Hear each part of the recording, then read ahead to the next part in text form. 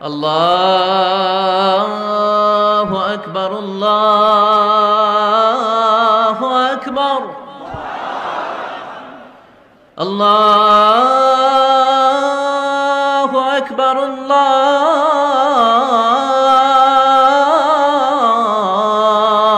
আকবার।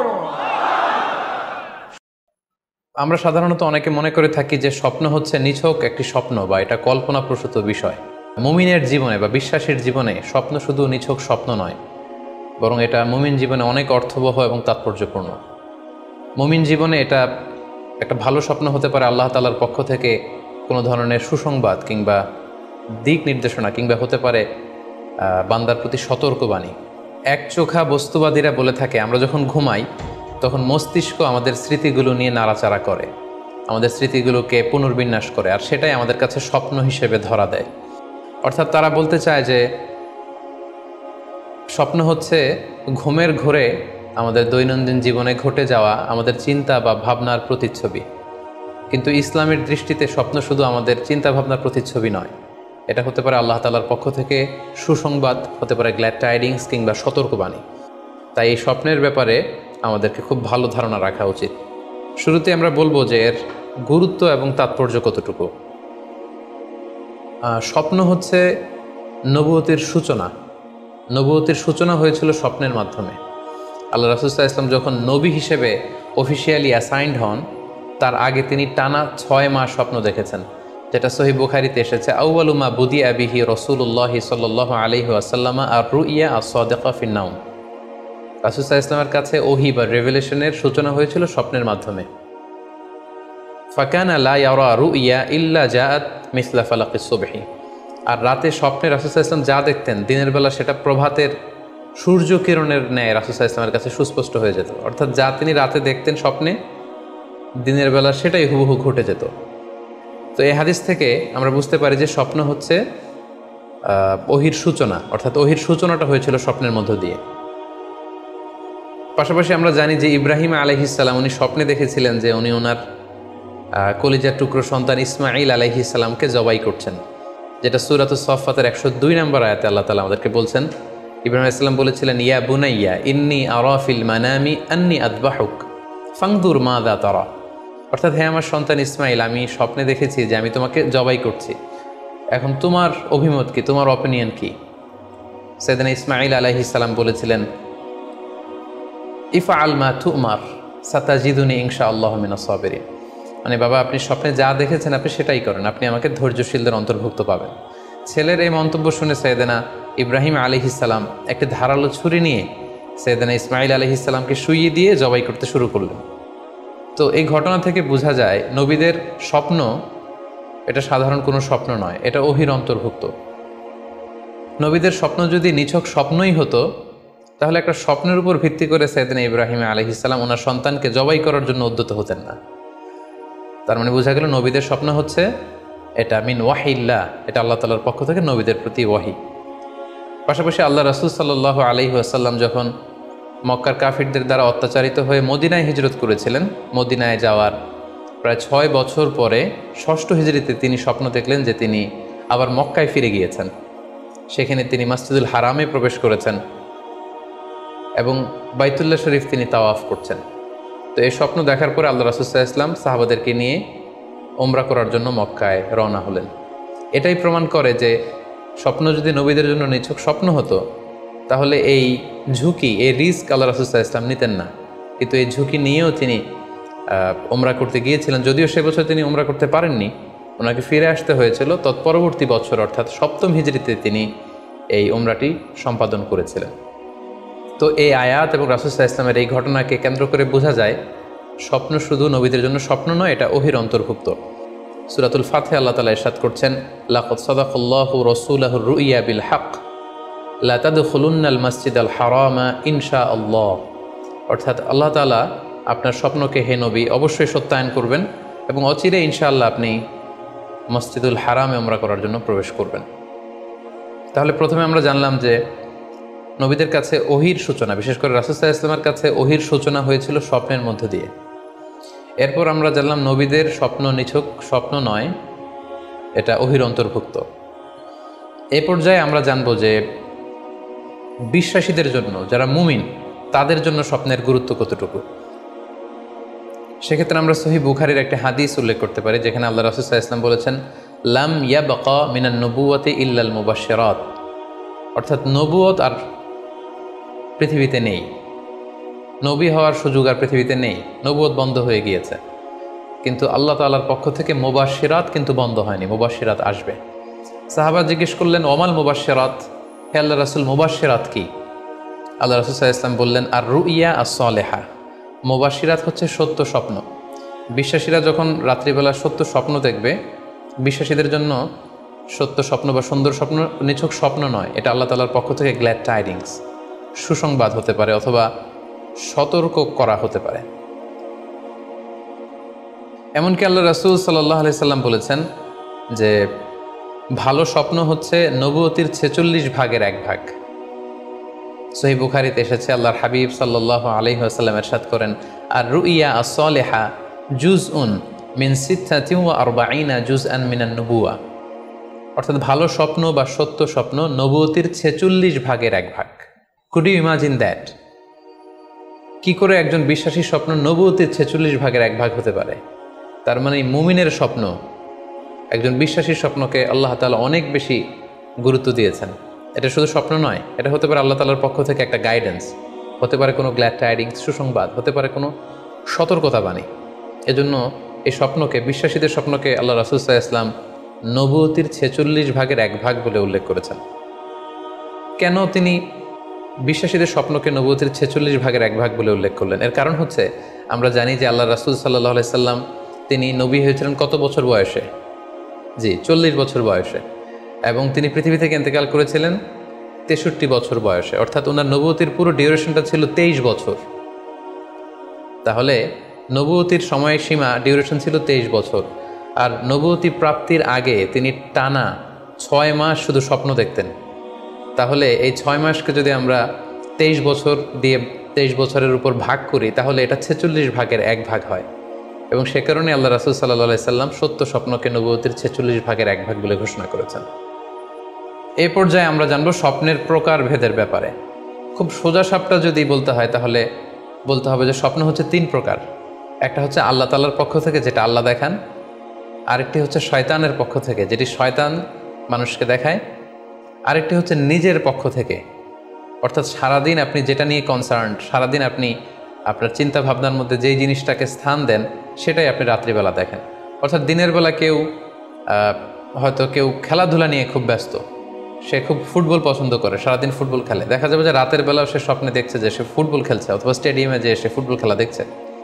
দিনের বেলা হয়তো সে বাজারে যে ব্যবসা বাণিজ্য করে, রাতেও হয়তো দেখা যাচ্ছে সে যে জিনিসপত্র কিনছে, দরদাম করছে। সো এটা তার পক্ষ থেকে। তাহলে বেসিকলি স্বপ্ন হচ্ছে 3 ধরনের, একটা আল্লাহর পক্ষ থেকে, একটা শয়তানের পক্ষ থেকে, আরেকটা হচ্ছে নিজের পক্ষ থেকে, যেটা আমরা সহিহ মুসলিমের একটি বর্ণনা থেকে জানতে পারি, যেখানে আল্লাহ রাসূল সাল্লাল্লাহু আলাইহি ওয়াসাল্লাম ইরশাদ করছেন, আর রুইয়া সালাসা, স্বপ্ন হচ্ছে 3 ধরনের। ফা রুইয়া আস-সালিহা বুশরা মিনাল্লাহ, যেটা ভালো স্বপ্ন সেটা হয় আল্লাহর পক্ষ থেকে। ওয়া রুইয়া তাহজিনুন মিনাশ শাইতান, আরেকটা স্বপ্ন থাকে যেটা শয়তানের পক্ষ থেকে, সেটা ভয় দেখানো হয়। ভয়ঙ্কর যদি কোনো দুঃস্বপ্ন দেখে থাকেন, তাহলে এটা আল্লাহর পক্ষ থেকে নয়, এই স্বপ্নটা শয়তানের পক্ষ থেকে। আরেকটি হচ্ছে রুইয়া মিম্মা ইউহাদ্দিসুল মারউ নাফসাহু, আরেকটি স্বপ্ন ব্যক্তি সে নিজের সাথে নিজে স্বপ্নে হয়তো কথা বলে বা এমন কিছু দেখে যেটা সুসংবাদও নয়, যেটা ভয়ঙ্করও কিছু নয়, বরং সারাদিন সে যে বিষয়টি নিয়ে চিন্তা ভাবনা করতো, রাতে সেটার একটা প্রতিচ্ছবি, সেটাই সে দেখতে পাচ্ছে। এটা হচ্ছে নিজের পক্ষ থেকে স্বপ্ন। তাহলে খুব সহজে আমরা এভাবে বলতে পারি যে স্বপ্ন 3 প্রকার। একটা হচ্ছে রাহমানি, আরেকটা হচ্ছে শাইতানি, আরেকটা হচ্ছে নাফসানি। রিপিট, আমি আবার বলছি, স্বপ্নের প্রথম প্রকার হচ্ছে রাহমানি, দ্বিতীয় প্রকার হচ্ছে শাইতানি, তৃতীয় প্রকার হচ্ছে নাফসানি। যেটা রাহমানি সেটা রহমানের পক্ষ থেকে, আল্লাহ দেখান। আর যেটা শয়তানি সেটা শয়তানের পক্ষ থেকে, শয়তান ভীতিকর পরিবেশ তৈরি করার জন্য বা ভয় দেখানোর জন্য যেটা দেখায়। আরেকটা হচ্ছে নাফসানি, যেটাকে বলা হয় আদগাস ও আহলাম, যেটার কোনো মিনিং হয় না, অর্থাৎ নিজের পক্ষ থেকে নিজের চিন্তা ভাবনার প্রতিচ্ছবি। তাহলে শুরুতে আমরা জানবার চেষ্টা করব যে রহমানি, যেটাকে আরবিতে বলা হচ্ছে রুইয়া বা রুইয়া সাদেকা বা সালেহা, সেটা কি, এবং সেটা যদি আমরা দেখি সেক্ষেত্রে আমাদের করণীয় কী।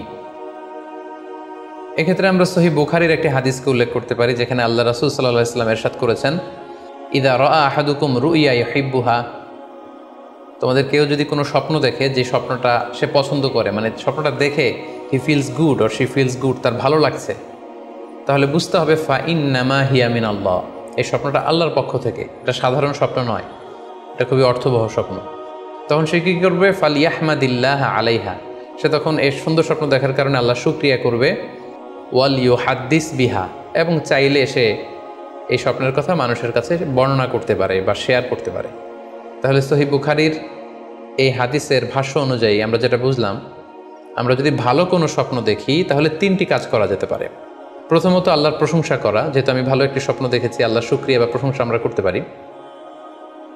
দ্বিতীয়ত চাইলে সুসংবাদ হিসেবে এই স্বপ্নটা আমি কারোর সাথে শেয়ার করতে পারি। আর 3 নাম্বার হচ্ছে এমন ব্যক্তিকে আমি শেয়ার করব যে আমাকে ভালোবাসে বা যে আমার শুভাকাঙ্ক্ষী, তা না হলে আমি হিংসার শিকার হতে পারি। কারণ আন-নি'মাতু মাহসুদা, যে কোনো ধরনের নেয়ামতি আপনি যদি আল্লাহর কোনো বিশেষ মার্সি, ব্লেসিংস বা নেয়ামত পেয়ে ধন্য হন, এটা সবার ভালো নাও লাগতে পারে, এটা সবার অন্তরে সহ্য নাও হতে পারে, ফলে আপনি হিংসার শিকার হতে পারেন। সো ভালো স্বপ্ন দেখলে আপনি চাইলে কারোর কাছে শেয়ার করতে পারেন। সেক্ষেত্রে সে যদি আপনার শুভাকাঙ্ক্ষী হয় বা আপনাকে পছন্দ করে, আপনাকে ভালোবাসে, এরকম কাছের কারোর সাথে আপনি শেয়ার করতে পারেন। আমরা সবাই নিঃসন্দেহে এরকম ভালো ভালো স্বপ্ন দেখতে চাই, আমরা কেউই ভয়ঙ্কর কোনো স্বপ্ন দেখতে চাই না। আমরা নিঃসন্দেহে এমন স্বপ্ন দেখতে চাই রাতের বেলায় যে স্বপ্নে আল্লাহ তাআলার পক্ষ থেকে আমাদের জন্য দিক নির্দেশনা থাকবে, অথবা কোনো সুসংবাদ থাকবে, কিংবা থাকবে আগাম কোনো সতর্কতা বাণী। এ জাতীয় ভালো স্বপ্ন যদি আমরা দেখতে চাই তাহলে আমাদের কি করা উচিত? সেক্ষেত্রে সর্বপ্রথম আমাদের যেটা করতে হবে, আমাদেরকে সত্যবাদী হতে হবে। সাধারণত সত্যবাদীদের স্বপ্ন সত্য হয়ে থাকে। যেখানেই সত্য সেখানেই যেন আমার অবস্থান হয়, আমি যেন সবসময় সত্যের পক্ষে থাকি। 2 নম্বর হচ্ছে আকলুল হালাল, আমাকে হালাল খেতে হবে। যারা হালাল খায় তাদের স্বপ্ন সাধারণত সত্য হয় এবং অর্থবহ স্বপ্ন হয়। পাশাপাশি আল্লাহ তাআলার দেয়া যে আদেশ নিষেধ সেগুলো আমাকে মেনে চলতে হবে। 4 নম্বরে রাত্রিবেলা আমি যখন ঘুমাবো আমাকে অজু করে ঘুমাতে হবে। ওই ইয়ানামু আলা তাহারা, পবিত্রতার সাথে যদি কেউ ঘুমায় তাহলে অজু করে ঘুমালে রাতে সে যে স্বপ্ন দেখবে সাধারণত সে স্বপ্নটি সত্য হয়। যদি সম্ভব হয় ক্যাবলামুখী হয়ে শোয়া, ক্যাবলামুখী হয়ে আমরা শুতে পারি। এই বিষয়গুলো যদি আমরা এনশিওর করতে পারি, অর্থাৎ সত্যবাদী হওয়া, হালাল খাবার খাওয়া, আল্লাহর দেয়া বিধিনিষেধ সবসময় মেনে চলবার চেষ্টা করা, রাত্রিবেলা অজু অবস্থায় ঘুমানোর অভ্যেস করা, পাশাপাশি ক্যাবলামুখী হয়ে শোয়ার চেষ্টা করা, এই বিষয়গুলো যদি আমরা মেনটেন করার চেষ্টা করি তাহলে আমরা যে স্বপ্নগুলো দেখব সেগুলো সত্য স্বপ্ন হবে বলে আমরা আশা করি। প্রিয় সুধী, এবারে আমরা জানব স্বপ্নের দ্বিতীয় প্রকারের ব্যাপারে, অর্থাৎ যেটাকে আরবিতে বলা হচ্ছে হলম, বা আমরা বলেছি শয়তানি, যেটা শয়তানের পক্ষ থেকে আসে। সেক্ষেত্রে শয়তান এটা সাধারণত মানুষকে ভয় দেখানোর জন্য, ঘুমের মধ্যে তার কোনো অকল্যাণ করার জন্য যে স্বপ্নটা দেখায়, এটা হচ্ছে শয়তানি। সেক্ষেত্রে সহিহ মুসলিমের একটি হাদিসের কথা আমরা এখানে উল্লেখ করতে পারি। সেখানে আল্লাহ রাসূল সাল্লাল্লাহু আলাইহি ওয়াসাল্লাম বলেছেন, আর রুইয়া মিন আল্লাহ, ভালো স্বপ্ন হচ্ছে আল্লাহর পক্ষ থেকে, ওয়াল হুলমু মিনাশ শাইতান, আর খারাপ স্বপ্ন হচ্ছে শয়তানের পক্ষ থেকে। এখন কেউ যদি আমরা এই ভয়ঙ্কর স্বপ্ন রাতে দেখে ফেলি, যেটাকে আমরা নাইট মেয়ার বলি বা হরর ড্রিম বলি, ভয়ঙ্কর স্বপ্ন বা দুঃস্বপ্ন, যেটা দেখে আমরা খুব হাঁপিয়ে উঠি, আমাদের শ্বাস প্রশ্বাসের গতিবিধি বেড়ে যায়, আমরা খুব ভয় পাই, প্রচণ্ড ভয়ে আমরা আতকে উঠি এবং ঘুম ভেঙে যায় আমাদের। এরকম ভয়ঙ্কর স্বপ্ন যদি আমরা দেখি তখন আমরা কি করব? এ ব্যাপারে কি ইসলামের কোনো দিক নির্দেশনা আছে? হ্যাঁ, অবশ্যই দিক নির্দেশনা আছে। সেক্ষেত্রে আমরা সহিহ মুসলিমের একটি হাদিস উল্লেখ করতে পারি এখানে, যেখানে আল্লাহ রাসূল সাল্লাল্লাহু আলাইহি ওয়াসাল্লাম বলেছেন, ইযা রাআ আহাদুকুম আর রুইয়া ইয়াকরাহুহা, তোমাদের কেউ যদি রাতে এমন কোনো স্বপ্ন দেখে যেটা সে অপছন্দ করে, মানে ভয়ঙ্কর, ভীতিকর দুঃস্বপ্ন যদি সে দেখে, তাহলে ফাল ইয়াবসুক আন ইয়াসারিহি সালাসান, সে যেন তার বাম দিকে 3 বার থুতু ফেলে। ওয়াল ইস্তাঈদ বিল্লাহি মিনাশ শাইতানি সালাসান, আর সে যেন শয়তানের ব্যাপারে আল্লাহ তাআলার কাছে 3 বার পানাহ চায় বা আশ্রয় প্রার্থনা করে। ওয়াল ইয়াতাহাওয়াল আন জামবিহি আল্লাযী কানা আলাই, আর যে পাশে হয়ে সে শুয়েছিল সে পাশ চেঞ্জ করে অন্য পাশ হয়ে যেন সে ঘুমায়। সুবহানাল্লাহি বিহামদি, কত চমৎকার দিক নির্দেশনা। এবং সুনানে ইবনু মাজায় আরও একটি সহিহ হাদিস আমরা এখানে উল্লেখ করতে পারি, যেখানে আল্লাহ রাসূল সাল্লাল্লাহু আলাইহি ওয়াসাল্লাম বলেছেন, ইযা রাআ আহাদুকুম রুইয়া ইয়াকরাহুহা, কেউ যদি রাতে খারাপ বা ভয়ঙ্কর কোনো স্বপ্ন দেখে, ফালিয়াতা হাওয়াল, সে যেন তার বিছানা চেঞ্জ করে নেয়, জায়গা চেঞ্জ করে নেয়। অর্থাৎ সে যে বিছানায় শুয়েছিল সেখানে না শুয়ে অন্য কোথাও শোবে, অথবা যেই টার্নে শুয়েছিল অন্য টার্নে চলে যাবে, ডানে হলে বায়ে, বায়ে হলে ডানে। ওয়ালিয়াতফুল আন ইয়াসারিহি সালাসান, এবং তার বাম দিকে যেন সে 3 বার থুতু ফেলে। ওয়ালিয়াস আলিল্লাহ মিন খৈরিহা ওয়ালিয়াতা আউয়াজ মিন শাররিহা, এবং সে যেন এই স্বপ্নের ভালো দিকটা আল্লাহ তাআলার কাছে কামনা করে, এবং এই স্বপ্নের মন্দ বা অকল্যাণকর দিক থেকে যেন সে আল্লাহ তাআলার কাছে পানাহা চায়। সম্মানিত সুধীমণ্ডলী, এই হাদিস দুটির আলোকে আমরা বুঝতে পারি যে কেউ যদি হরর ড্রিম বা নাইটমেয়ার, যেটাকে আমরা দুঃস্বপ্ন বা ভয়ঙ্কর স্বপ্ন বলছি, এই ধরনের স্বপ্ন অনেকেই দেখে থাকে এবং আমাদের কাছে প্রায়ই বলে যে সে দুঃস্বপ্ন দেখে রাতের বেলা, ভয়ে সে ভটকে যায়, আতকে ওঠে, ঘুম ভেঙে যায়। এ জাতীয় দুঃস্বপ্ন যদি আপনারা কেউ দেখেন, সেক্ষেত্রে এই হাদিসের আলোকে আমরা বলতে পারি যে আপনি 6টি কাজ করবেন। 1 নম্বর হচ্ছে আপনি বাম দিকে 3 বার থুতু ফেলবেন। 2 নম্বর হচ্ছে 3 বার আপনি তাআউজ পড়বেন, অর্থাৎ আপনি পড়তে পারেন আউযু বিল্লাহি মিনাশ শাইতানির রাজিম, অর্থাৎ হে আল্লাহ, আমি বিতাড়িত শয়তানের ব্যাপারে আপনার কাছে পানাহা চাচ্ছি। অথবা আপনি পড়তে পারেন আউযু বিল্লাহি মিন শাররিহা, হে আল্লাহ, আমি এই শয়তানের অকল্যাণকর বা যে এভিল সাইড আছে, খারাপ দিক আছে, এই ব্যাপারে আমি আপনার কাছে পানাহা চাচ্ছি। 3 বার আপনি এটা পড়বেন।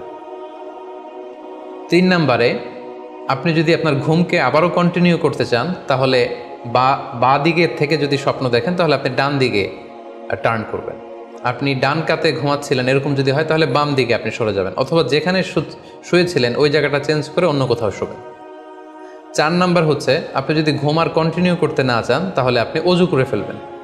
তাৎক্ষণিক আপনি আপনার ঘুম যদি আপনি কন্টিনিউ করতে না চান, অজু করে ফেলবেন এবং 2 রাকাত সালাত আদায় করবেন। 5 নাম্বার হচ্ছে এই স্বপ্ন আপনি কারোর সাথে শেয়ার করবেন না। এ ব্যাপারে আমরা সামনে বিস্তারিত বলছি।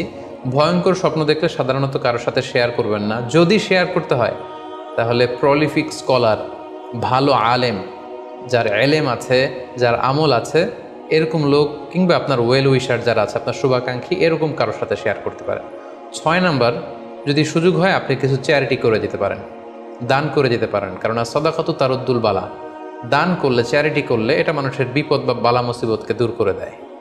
এ পর্যায়ে আমরা শুনব স্বপ্নের 3 নম্বর প্রকারের ব্যাপারে, অর্থাৎ যেটাকে আমরা বলেছিলাম আদগাস ও আহলাম বা নাফসানি। এটা আল্লাহ তাআলাও দেখান না, যেটা শয়তানও ভয় দেখানোর জন্য দেখায় না, বরং এটা আমার চিন্তা ভাবনার প্রতিচ্ছবি। এটা সাধারণত অর্থহীন স্বপ্ন আমরা বলে থাকি, এটার কোনো অর্থ হয় না, বা আমার কল্পনাপ্রসূত স্বপ্ন। সারাদিন আমি যেটা নিয়ে ভাবি, যেটা নিয়ে আমি কনসার্ন বা টেন্সড, ওইটাই আমি রাতের বেলায় দেখছি।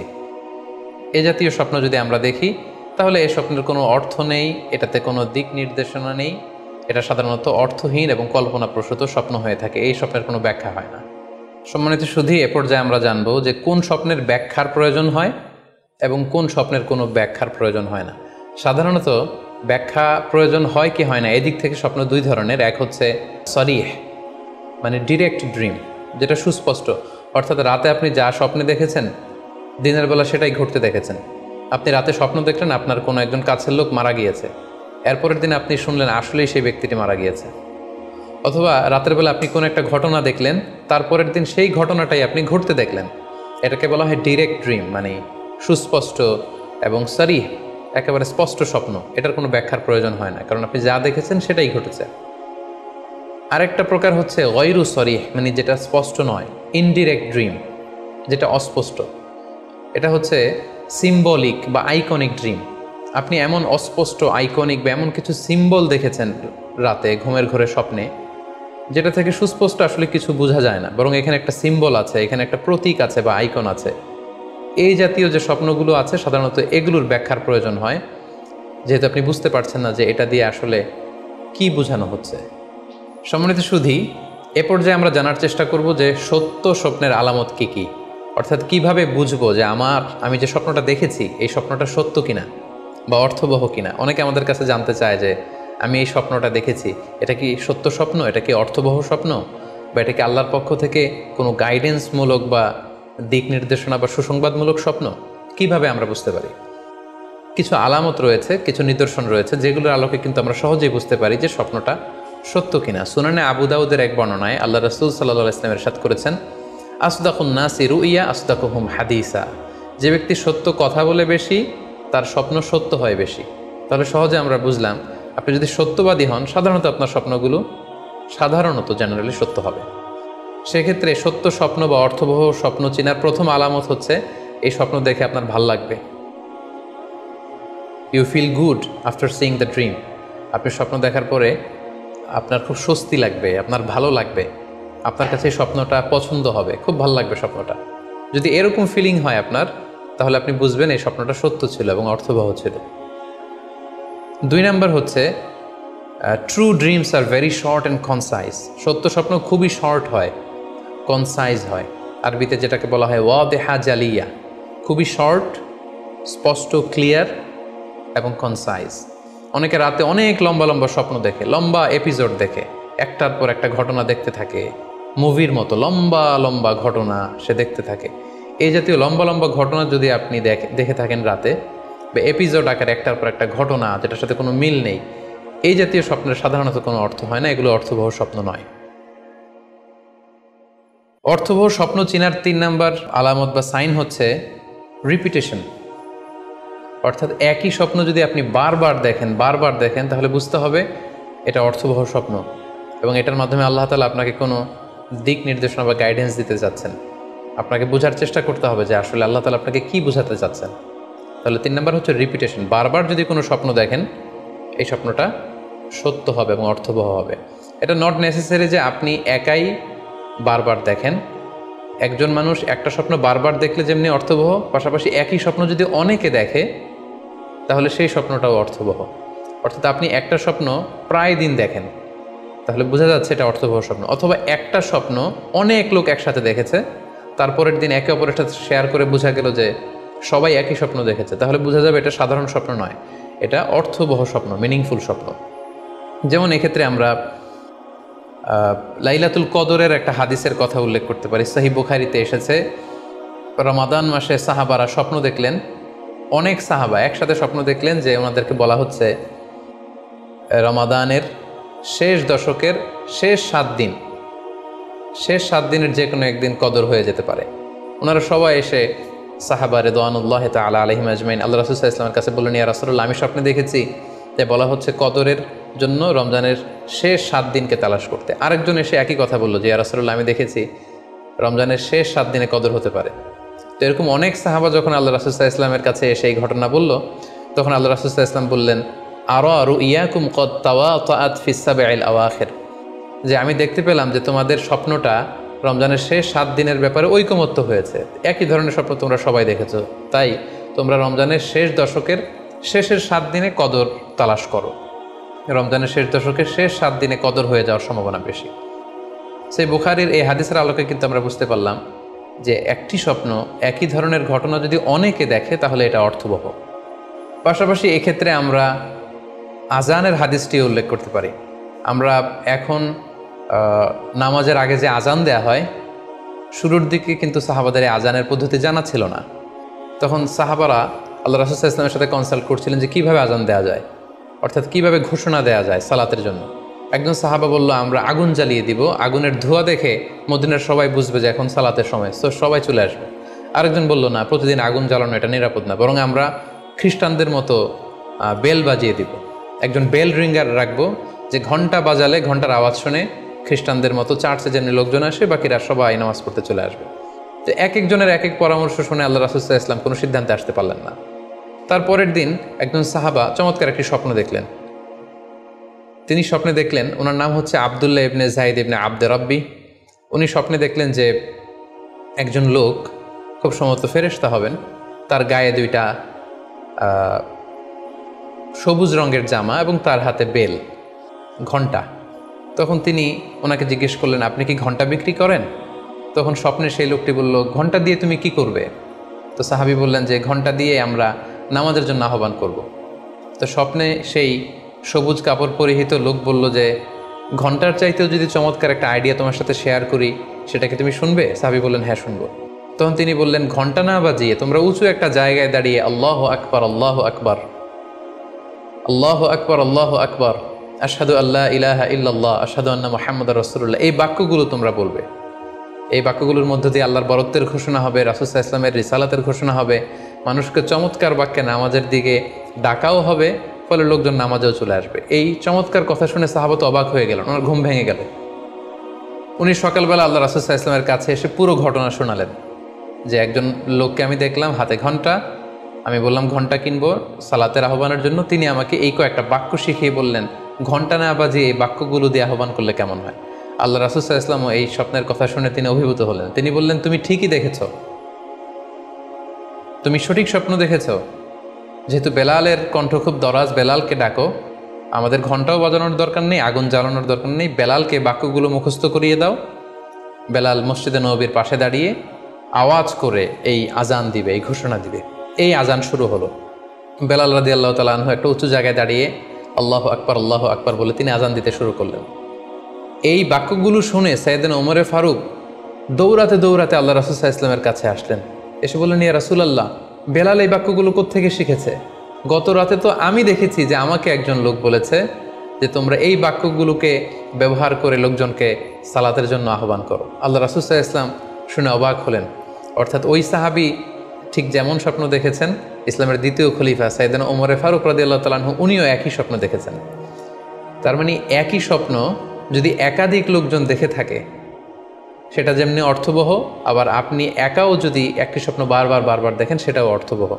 আমরা আজান যে কিভাবে ইন্ট্রোডিউস হলো মুসলিম কমিউনিটির মধ্যে, এই হাদিসের আলোকে বুঝতে পারি যে কোনো স্বপ্ন আপনি বারবার দেখলে বা অনেকে একই স্বপ্ন দেখলে সে স্বপ্নটা অর্থবহ হবে। অর্থবহ স্বপ্ন দেখার 4 নম্বর সাইন হচ্ছে শেষ রাতের স্বপ্ন সাধারণত অর্থবহ হয়। অর্থাৎ লাস্ট 1/3 অফ দ্য নাইট, রাতের শেষাংশে যদি আপনি ফজরের আগ দিয়ে যে স্বপ্নটা মানুষ দেখে, সাধারণত এই স্বপ্নটা অর্থবহ হয়, এটা সত্য স্বপ্ন হয়। কারণ এই টাইমে আল্লাহ তাআলা প্রথম আকাশে নেমে আসেন বা মনোনিবেশ করেন এবং ডাকতে থাকেন, কার রিজিকের দরকার আমি রিজিক দেব, কার অর্থের দরকার আমি অর্থ এর ব্যবস্থা করে দেব, কার কি দরকার আমার কাছে চাও, অসুস্থরা আমি তাদেরকে সুস্থ করে দেব। সো ওই টাইমে আল্লাহ তাআলার বিশেষ একটা রহমত পৃথিবীতে নেমে আসে, ফলে শেষ রাতের স্বপ্ন সাধারণত অর্থবহ স্বপ্ন হয়। পাশাপাশি হাদিসে এসেছে যে কিয়ামতের আগ দিয়ে মুমিনরা যে স্বপ্নগুলো দেখবে এই স্বপ্নগুলো সাধারণত অর্থবহ হবে। অর্থাৎ কিয়ামতের একেবারে আগ মুহূর্তে যখন মুসলমানরা খুব স্ট্রাগল করবে, মুসলমানরা যখন খুব বিপদে থাকবে, তখন মুসলমানদের যে স্বপ্নগুলো তারা রাতের বেলা দেখবে এগুলো মিথ্যা হবে না, বেশিরভাগ স্বপ্নই সত্য হবে, অর্থবহ হবে। যেটা আমরা সহিহ বুখারীর একটা হাদিস থেকে জানতে পারি, যেখানে আল্লাহ রাসূল সাল্লাল্লাহু আলাইহি ওয়াসাল্লাম ইরশাদ করেছেন, ইযা ইকতারাবা যামানু লাম তাকাদ রুইয়াল মুমিনি তাকযিব। অর্থাৎ কিয়ামতের সময় যত ঘনিয়ে আসবে, কাছাকাছি আসবে, মুমিন বা বিশ্বাসীদের স্বপ্ন ঠিক তত সঠিক হতে থাকবে। মুমিনদের তখনকার স্বপ্ন বেশিরভাগই সত্য হবে, সেটা মিথ্যা হবে না। তাহলে এই হাদিস থেকে আমরা জানলাম কিয়ামতের আগ দিয়ে মুমিনরা যে স্বপ্নগুলো দেখবে এগুলো সত্য হবে, অর্থবহ হবে। এ পর্যায়ে আমরা জানবার চেষ্টা করব যে স্বপ্নের ব্যাপারে কিছু ইসলামিক দিক নির্দেশনা রয়েছে। আমরা যদি এই দিক নির্দেশনাগুলো, গাইডেন্সগুলো মেনে চলি, তাহলে স্বপ্ন নিয়ে আমাদের খুব একটা কনফিউশনে থাকতে হবে না। সেক্ষেত্রে প্রথম গাইডলাইন হচ্ছে অপ্রয়োজনে স্বপ্ন অন্যের সাথে শেয়ার না করা। Do not mention the dream for interpretation except a prolific scholar or any well wisher to you। কেউ যদি খুব বড় আলেম হয়ে থাকেন, শায়েখ হয়ে থাকেন, তার এলম আছে, আমল আছে, এরকম কারো কাছে শেয়ার করতে পারেন। অথবা আপনার শুভাকাঙ্ক্ষী, আপনাকে ভালো অ্যাডভাইস করতে পারে, আপনাকে পছন্দ করে, এরকম লোক ছাড়া কারোর কাছে স্বপ্ন শেয়ার করা যাবে না। সুনানি তিরমিজিতে স্বপ্ন অন্যের সাথে শেয়ার না করার ব্যাপারে একটি হাদিস এসছে, যেখানে আল্লাহ রাসূল সাল্লাল্লাহু আলাইহি সাল্লাম বলেছেন, লা ইয়াকুসুহা ইল্লা আলা ওয়াদ্দিন। অর্থাৎ যে তোমাকে পছন্দ করে এমন কারো কাছে ছাড়া স্বপ্ন শেয়ার করবে না। অথবা আউজি রাইন, এমন লোক যে ডিসিশন দিতে পারে, he can advise you, he can provide you the right decision, এরকম লোক যদি আপনার কাছের শুভাকাঙ্ক্ষীদের মধ্যে থেকে কেউ থেকে থাকে, আপনি তার সাথে শেয়ার করতে পারেন। ওয়ালা ইউহাদ্দিসু বিহা ইল্লা লাবিবান আও হাবিবান, সে আপনার হাবিব, সে আপনার বন্ধু, সব কাছের লোক, বজম ফ্রেন্ড, আপনার শুভ কামনা করে সব সময়, এই জাতীয় লোকের কাছে আপনি স্বপ্ন শেয়ার করতে পারেন। অন্য এক বর্ণনায় এসেছে, ওয়ালা ইয়াকুসুর রুইয়া ইল্লা আলা আলিমিন আও নাসিহ, স্বপ্ন শেয়ার করতে হলে ভালো আলেমের কাছে শেয়ার করো, অথবা নাসিহ, যে তোমাকে ভালো অ্যাডভাইস করতে পারবে, উপদেশ দিতে পারবে, এরকম কারো কাছে শেয়ার করো, অন্য কারো কাছে নয়। সুনানি তিরমিজিতে এ ব্যাপারে একটি বাব রচনা করা হয়েছে, যে বাবু লা তাকুসুর রুইয়া ইল্লা আলা আলিম আও নাসিহ, আলেম বা শুভাকাঙ্ক্ষী নসিহতকারী ছাড়া কারো কাছে স্বপ্ন শেয়ার করা যাবে না। এর কারণ হচ্ছে, আমরা আগেই বলেছি যে আপনি স্বপ্নে যদি ভালো কিছু দেখে থাকেন, এটা এমন কারো কাছে যদি শেয়ার করেন যে আপনাকে পছন্দ করে না, তাহলে আপনি হিংসার শিকার হতে পারেন। সেক্ষেত্রে আমরা সূরা ইউসুফের 5 নম্বর আয়াতের কথা খেয়াল করতে পারি, যেখানে ইউসুফ আলাইহিস সালাম বলেছিলেন যে ইদ ক্বালা ইউসুফু লি আবিহি ইয়া আবাতি ইন্নী রাআইতু আহাদা আশারা কাওকাবান ওয়াশ শামসা ওয়াল কমারা রাআইতুহুম লি সাজিদিন ক্বালা ইয়া বুনাইয়া লা তাকসুস রুইয়াকা আলা ইখওয়াতিকা ফায়াকিদু লাকা কাইদা। ছোট্ট ইউসুফ আলাইহিস সালাম তিনি স্বপ্নে দেখলেন যে চন্দ্র, সূর্য এবং আকাশের 11টা তারা সব কিছু ওনার সম্মানে সিজদায় লুটিয়ে পড়েছে। তো ইয়াকুব আলাইহিস সালাম ওনার ছেলেকে বললেন যে বাবা ইউসুফ, খবরদার, সাবধান, এই স্বপ্নের কথা তুমি তোমার ভাইদেরকে বলতে যেও না। যদি তুমি তোমার ভাইদের সাথে এই চমৎকার স্বপ্নের কথা শেয়ার করো, তাহলে ফায়াকিদু লাকা কাইদা, তারা তোমাকে নিয়ে হিংসা করবে, ষড়যন্ত্র করবে। তাহলে আমরা বুঝলাম যে যার তার কাছে চাইলে আমরা স্বপ্ন শেয়ার করতে পারবো না, বরং এক্ষেত্রে বুঝে শুনে সাবধানে শেয়ার করতে হবে। এক্ষেত্রে মুস্তাদরেকে হাকিমে একটি চমৎকার হাদিস উল্লেখ হয়েছে, সেটি হচ্ছে কেন যে কারো কাছে স্বপ্ন শেয়ার করা যাবে না, করলে সমস্যা কি। সেক্ষেত্রে বলা হয়েছে যে ফাইন্না রুইয়া তাকাউ আলামা তুআব্বার, অর্থাৎ স্বপ্নের ব্যাখ্যা তেমনই হয়ে থাকে যেমন এটার ব্যাখ্যা করা হয়। এই ব্যাপারটা কিন্তু সাধারণ কোনো কথা নয়। আপনি একজনের কাছে যার কোনো জ্ঞান নেই স্বপ্নের ব্যাপারে, হুট করে তার কাছে স্বপ্নের ব্যাখ্যা জানতে চাইলেন, আর তিনিও হুট করে এমন একটা ব্যাখ্যা করে দিল, ফলে দেখা যাবে উনি যেটা ব্যাখ্যা করেছেন সেটাই ঘটবে আপনার জীবনে। সো স্বপ্নের কথা যে কারো কাছে বলতে নেই। ফাইন্না রুইয়া তাকাউ আলামা তুআব্বার, কেননা স্বপ্নের ব্যাখ্যা তেমন হয়ে থাকে যেমন এটার ব্যাখ্যা করা হয়। সো ব্যাখ্যা যদি কেউ করতে চান, আপনি ভালো ব্যাখ্যা করবেন, জেনে শুনে বুঝে তার শুভাকাঙ্ক্ষী হয়ে সুন্দর ব্যাখ্যা করবেন, কেননা খারাপ কোনো ব্যাখ্যা করে দিলে সেই ব্যাখ্যাই হয়ে যেতে পারে। স্বপ্নের কথা কেন যে কোনো মানুষের কাছে শেয়ার করতে নেই, তার কারণ হিসেবে আমরা সুনানে দারমির একটি হাদিসকে এখানে উল্লেখ করতে পারি, যে হাদিসটিকে ইবনে হাজার আল আসকালানি উনি ওনার ফাথুল বারিতে হাসান বলে উল্লেখ করেছেন। আল্লাহ রাসূল সাল্লাল্লাহু আলাইহি ওয়াসাল্লামের কাছে মদিনাতে প্রায় একজন নারী এসে স্বপ্নের ব্যাখ্যা জানতে চাইতেন। সে নারী বলতেন যে ইয়া রাসূলুল্লাহ, আমি প্রায়ই স্বপ্নে দেখি যে আমার ঘরের একটি পিলার ভেঙে গিয়েছে এবং আমি অন্ধ সন্তান প্রসব করেছি। এই নারীর স্বামী ছিল ব্যবসায়ী এবং সারা বছর ব্যবসার কারণে বিভিন্ন জায়গায় তিনি ঘুরে বেড়াতেন, এবং যখন ফিরে আসতেন যাওয়ার সময় তিনি স্ত্রীকে প্রেগনেন্ট অবস্থায় রেখে যেতেন, অর্থাৎ গর্ভবতী, আর এই বাচ্চাকে পেটে নিয়ে এই নারী সবসময় এই স্বপ্ন দেখতে থাকতেন। তো রাসূল সাল্লাল্লাহু আলাইহি ওয়াসাল্লাম স্বপ্নের ব্যাখ্যা বললেন, তুমি চিন্তা করো না, তোমার স্বামী সহি সালামতে ফিরে আসবে এবং তুমি সুন্দর সন্তান প্রসব করবে, ভালো সন্তান।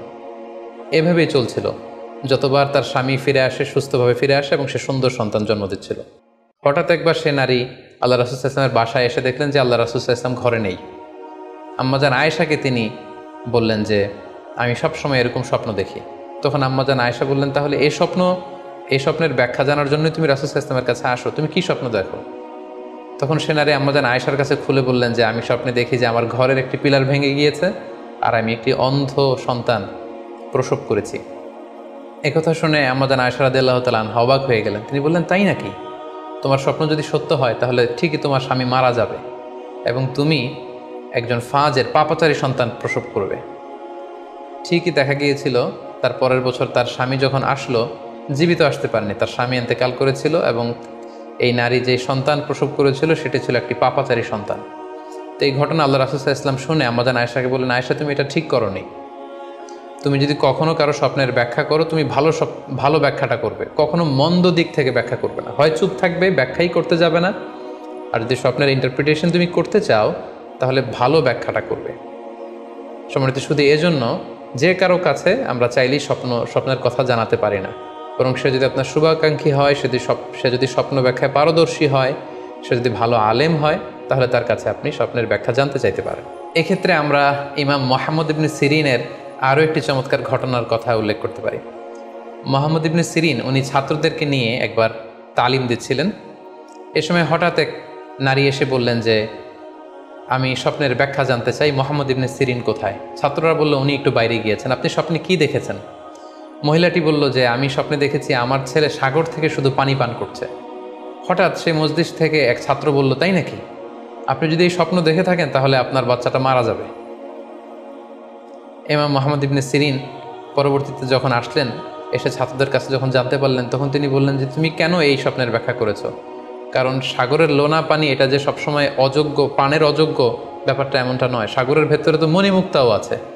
বরং আমি হলে ব্যাখ্যা করতাম যে তোমার ছেলে সাগর থেকে পানি খাচ্ছে, তোমার ছেলে অনেক বড় আলেম হবে। কিছুদিন পরে আরেক লোক এসে মোহাম্মদ ইবনে সিরিনের কাছে জানতে চাইলেন যে আমি স্বপ্নে দেখছি যে আমার ছেলে সাগর থেকে শুধু পানি নিয়ে খাচ্ছে। তিনি বললেন, আশা করা যায় তোমার ছেলে অনেক বড় আলেম হবে।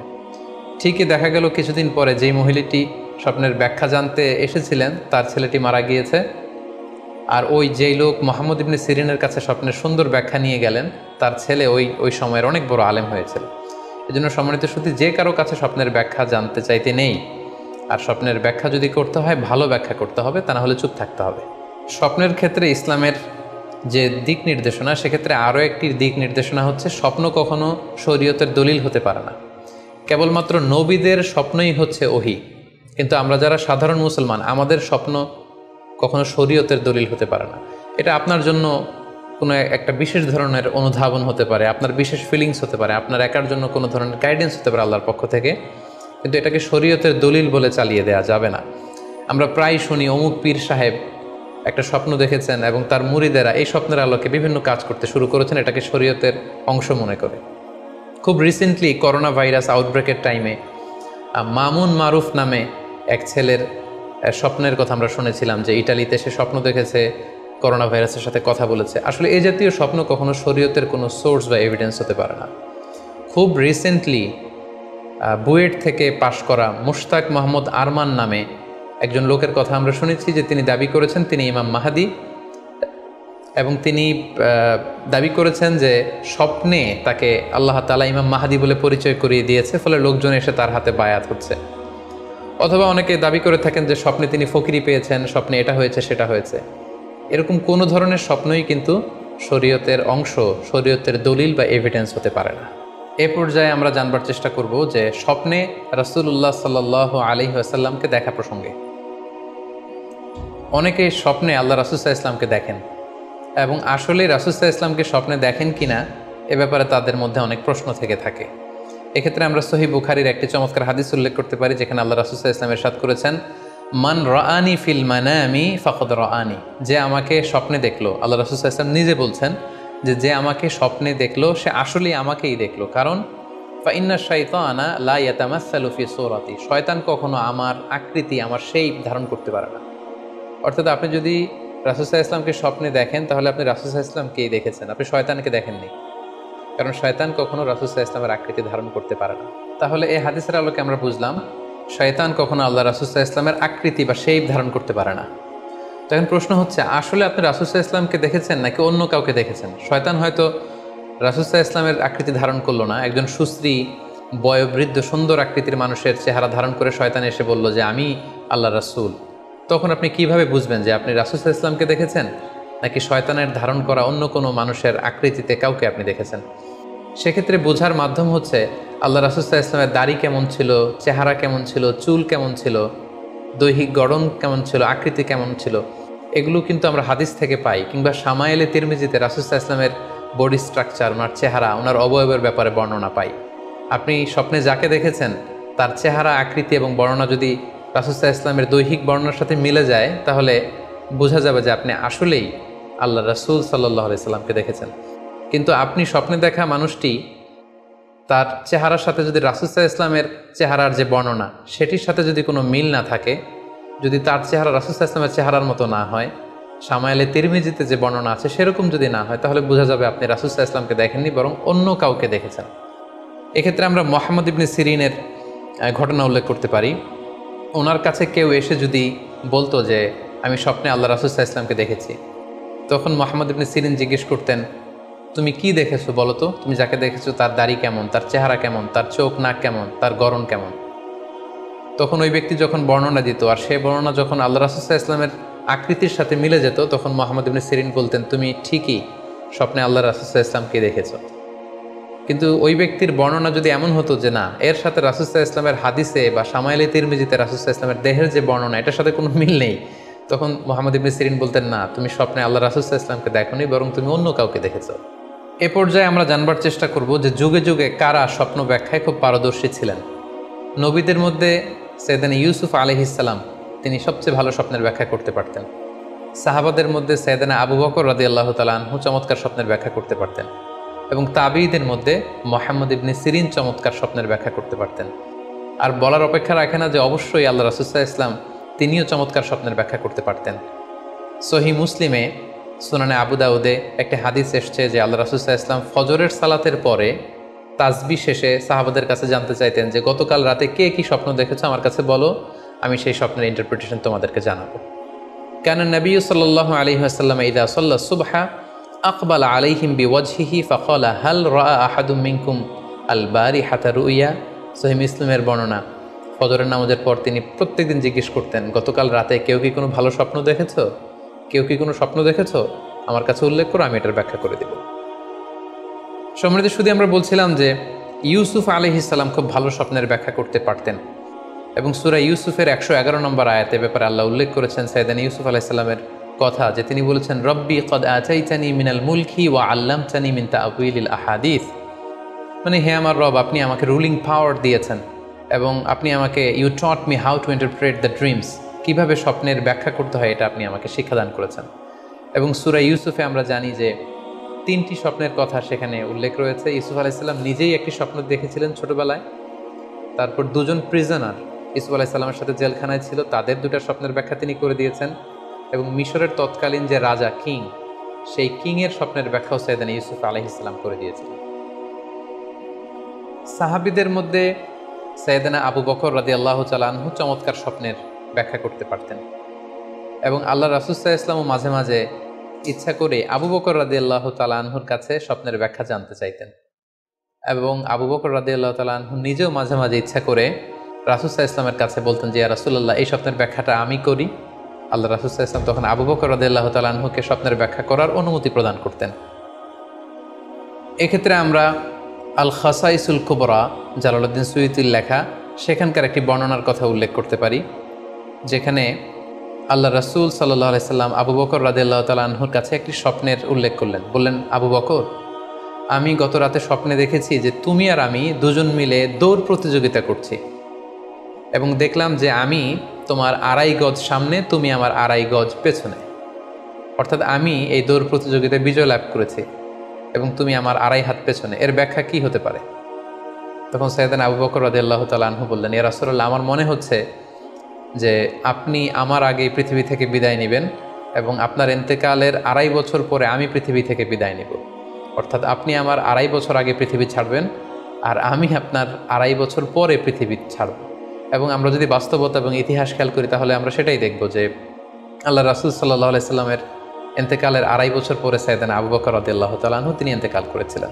সাইয়েদনা আবু বকর রাদিয়াল্লাহু তাআলা আনহুর স্বপ্ন ব্যাখ্যার পারদর্শিতা নিয়ে আমরা এক্ষেত্রে মুস্তাদরিকে হাকিমের একটি হাদিস উল্লেখ করতে চাই, যেখানে এই হাদিসটি মুস্তাদরিকে হাকিমেও এসেছে, সুনানে আবু দাউদেও এসেছে, এবং হাদিসটি সহিহ। আম্মা জান আয়েশা রাদিয়াল্লাহু তাআলা আনহা উনি একটি স্বপ্ন দেখলেন যে আকাশ থেকে 3টি চাঁদ ওনার ঘরে খসে পড়েছে, এবং এই স্বপ্ন দেখে তিনি ওনার পিতা আবু বকর রাদিয়াল্লাহু তাআলা আনহুকে জিজ্ঞেস করলেন যে আমি স্বপ্নে দেখেছি যে আকাশের 3টি চাঁদ এসে আমার ঘরে পড়েছে, এর ব্যাখ্যা কি হতে পারে?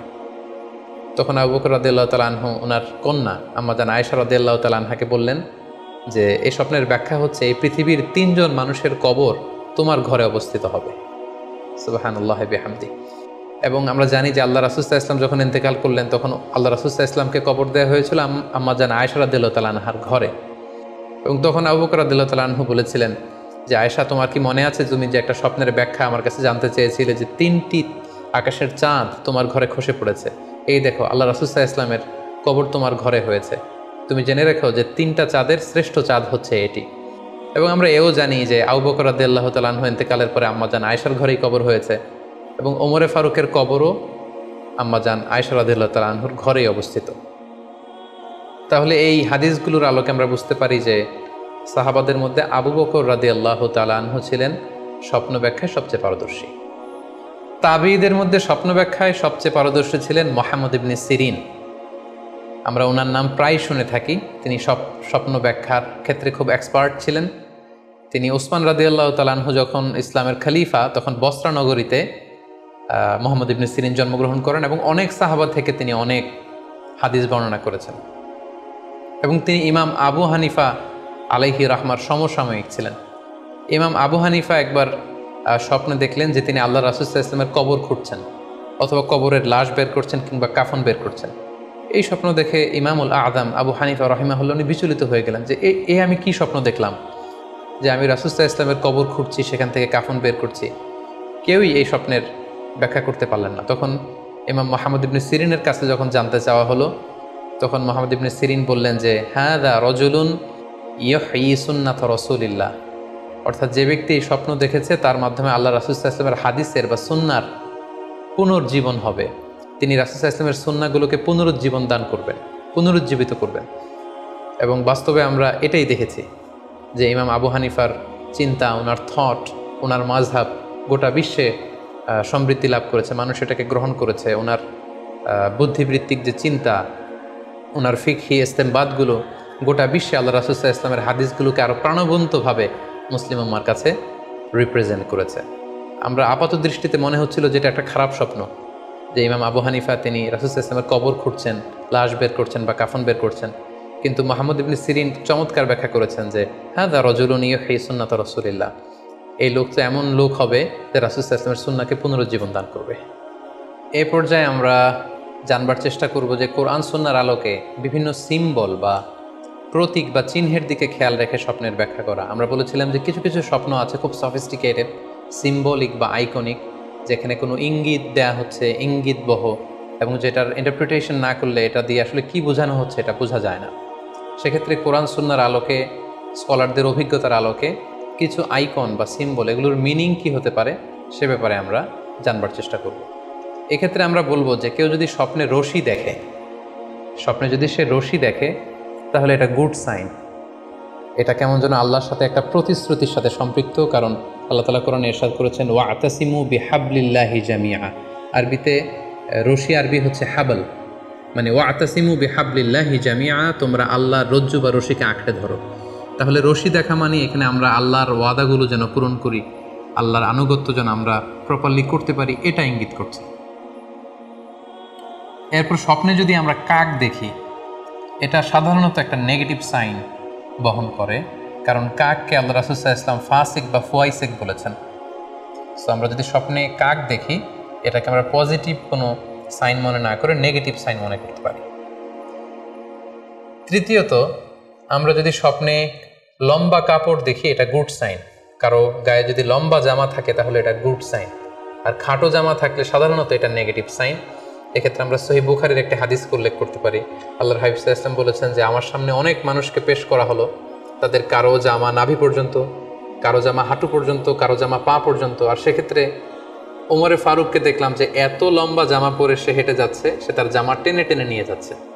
তো সাহাবারা বললেন মা আউয়ালতাহু ইয়া রাসূলুল্লাহ, হে আল্লাহর রাসূল, আপনার এই স্বপ্ন থেকে আপনি কি বোঝাতে চাইলেন? আল্লাহ রাসূল সাল্লাল্লাহু আলাইহি ওয়াসাল্লাম বললেন আউয়ালতুহু আদ-দীন, এটা দ্বারা আমি দিনদারি বোঝাতে চাইলাম। অর্থাৎ যার জামা লম্বা তার মানে তার তাকওয়া বেশি বা তার দিনদারি বেশি। আর স্বপ্নে যদি কারো জামা খুব ছোট খাটো বা জামাহীন অবস্থায় কাউকে দেখা হয়, এটা সাধারণত তার দিনদারি কমে যাচ্ছে বা তার তাকওয়া is decreasing day after day, এটার একটা সাইন বহন করে। পাশাপাশি দুধ, স্বপ্নে যদি কেউ দেখে সে দুধ খাচ্ছে, এটা একটা ভালো সাইন। স্বপ্নে দুধ খেতে যদি দেখা হয় তাহলে তার জ্ঞান বৃদ্ধি পাবে বলে এটা একটা সাইন বা আলামত বহন করে। সেক্ষেত্রেও আমরা বুখারীর একটা হাদিস উল্লেখ করতে পারি, যেখানে আল্লাহ রাসূল সাল্লাল্লাহু আলাইহি ওয়াসাল্লাম একটা স্বপ্নের কথা সাহাবাদেরকে শেয়ার করছিলেন। তিনি বললেন যে আমাকে এক বাটি দুধ দেয়া হলো, আমি সেখান থেকে দুধ খেলাম, তারপর দেখলাম যে আমার আঙ্গুল থেকে দুধ বের হচ্ছে, আর সেখানে যে অবশিষ্ট দুধ রয়ে গেল সেটা আমি ওমরে ফারুকের মুখে দিলাম। ওমরে ফারুক সেই অবশিষ্ট দুধটা খেলো।